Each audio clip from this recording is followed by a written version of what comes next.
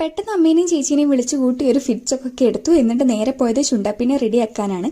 എങ്ങോട്ടാണ് എല്ലാവരും കൂടെ റെഡി ആയിട്ട് പോകുന്നതെന്ന് വെച്ചാൽ ഇന്ന് ചേച്ചിയുടെ ബർത്ത്ഡേ ആണ്. അപ്പോൾ ഇത് ചേച്ചിയുടെ ബർത്ത്ഡേ വ്ളോഗിന്റെ സെക്കൻഡ് പാർട്ടാണ്. ഫസ്റ്റ് പാർട്ട് ഞാൻ ഓൾറെഡി അപ്ലോഡ് ചെയ്തിട്ടുണ്ട്. അതിന്റെ ലിങ്ക് ഞാൻ താഴെ കൊടുക്കാം, കാണാത്തവർ കണ്ടു നോക്കുക. അപ്പം ഇന്ന് ഞങ്ങൾ പോകുന്നത് എങ്ങോട്ടാന്ന് വെച്ചാൽ ഡിന്നർ കഴിക്കാൻ പുറത്തേക്ക് പോവുകയാണ്. അങ്ങനെ ചേച്ചി ചുണ്ടാപ്പി ഏട്ടനൊക്കെ മാച്ചിങ് ഔട്ട്ഫിറ്റ്സിൽ റെഡി ആയിട്ടുണ്ട്. പിന്നെ ഫുഡ് കഴിക്കാൻ എങ്ങോട്ട് പോകും എന്നുള്ള കൺഫ്യൂഷൻസിൻ്റെ ഒടുവിൽ ഞങ്ങൾ ഡിസൈഡ് ചെയ്തിട്ടുണ്ടായിരുന്നത് കുബാബയിലേക്ക് പോകാം എന്നാണ്. ഇവിടെ എത്തിയതിന് ശേഷമാണ് മനസ്സിലായത് ഒടുക്കത്തെ തിരക്കായിരുന്നു. ഇവിടുന്ന് തിരിച്ച് വേറെ എങ്ങോട്ടെങ്കിലും പോയാലോ എന്നൊക്കെ ഞങ്ങൾ ആലോചിച്ചെങ്കിലും പക്ഷെ ഞങ്ങളുടെ കൂടെ അർജുൻ മുതലാളി ഉള്ളതുകൊണ്ട് ഞങ്ങൾക്ക് പെട്ടെന്ന് സീറ്റൊക്കെ കിട്ടി. ഒടുക്കത്തെ തിരക്കെന്ന് പറഞ്ഞാൽ ഒടുക്കത്തെ തിരക്കായിരുന്നു. ഈ കാണുന്ന ആൾക്കാർ അത്രയും ഫുഡ് കഴിക്കാൻ വേണ്ടി മാത്രം വെയിറ്റ് ചെയ്യുന്നവരായിരുന്നു. എനിക്ക് തോന്നുന്നു കഴിക്കുന്നതിനേക്കാൾ കൂടുതൽ ആൾക്കാർ ഇവിടെ വെയിറ്റ് ചെയ്യുന്നുണ്ടായിരുന്നു. പിന്നെ അർജുൻ മുതലാളി ഉള്ളതുകൊണ്ട് നമുക്ക് പെട്ടെന്ന് സീറ്റ് കിട്ടി. പിന്നെ ഇത്രയും ഹൈപ്പ് ഈ ഫുഡിന് ഉണ്ടോ, അത് വർത്ത് ആണോ എന്നുള്ളത് ഞാൻ ലാസ്റ്റ് പറയാം. മട്ടൻ മന്തി കഴിക്കാൻ പോയിട്ട് സംഭവിച്ചു.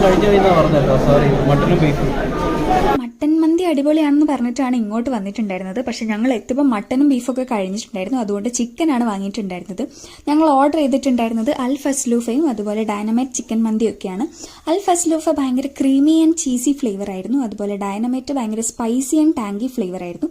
പക്ഷേ രണ്ടിനും നല്ല ടേസ്റ്റ് ഉണ്ടായിരുന്നു കേട്ടോ. ഭയങ്കര ഫില്ലിംഗ് ആയിരുന്നു. അതുകൊണ്ട് നമുക്ക് ഫുഡ് ഫുള്ള് കംപ്ലീറ്റ് ചെയ്യാൻ പോലും പറ്റിയിട്ടുണ്ടായിരുന്നില്ല. പിന്നെ ഫുഡ് എങ്ങനെയുണ്ട് എന്നുള്ളത് ഞാൻ പറഞ്ഞുതരാം. എങ്ങനെയുണ്ടായിരുന്നു മന്തി കേസ്? നൈസായിരുന്നോ? അടിപൊളി. ഇഷ്ടായോ?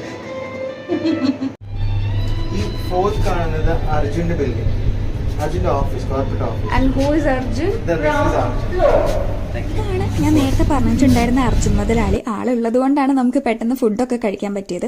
പിന്നെ ഫുഡൊക്കെ കഴിച്ചതിന് ശേഷം ഞങ്ങൾ അർജുവേട്ടന്റെ ഓഫീസിലേക്കാണ് വന്നിട്ടുണ്ടായിരുന്നത്. കുറച്ചു നേരം അവിടെ ഇരുന്ന് കഥയൊക്കെ പറഞ്ഞ് കാറ്റൊക്കെ കൊണ്ടതിന് ശേഷം ഞങ്ങൾ തിരിച്ച് ഫ്ലാറ്റിലേക്ക് വന്നിട്ടുണ്ടായിരുന്നു. ബൈ ദ ടൈം ചുണ്ടാപ്പി നല്ല ഉറക്കമായിരുന്നു. അങ്ങനെ ചേച്ചിയുടെ ബർത്ത്ഡേ കഴിഞ്ഞു. ഇനി അടുത്ത വിശേഷങ്ങളൊക്കെ ആയിട്ട് നമുക്ക് ഉടനെ കാണാം. അപ്പോൾ സബ്സ്ക്രൈബ് ചെയ്യാൻ മറക്കണ്ട, ലൈക്ക് ചെയ്യാൻ മറക്കണ്ട. അപ്പോൾ അത്രേ ഉള്ളൂ. Bye bye.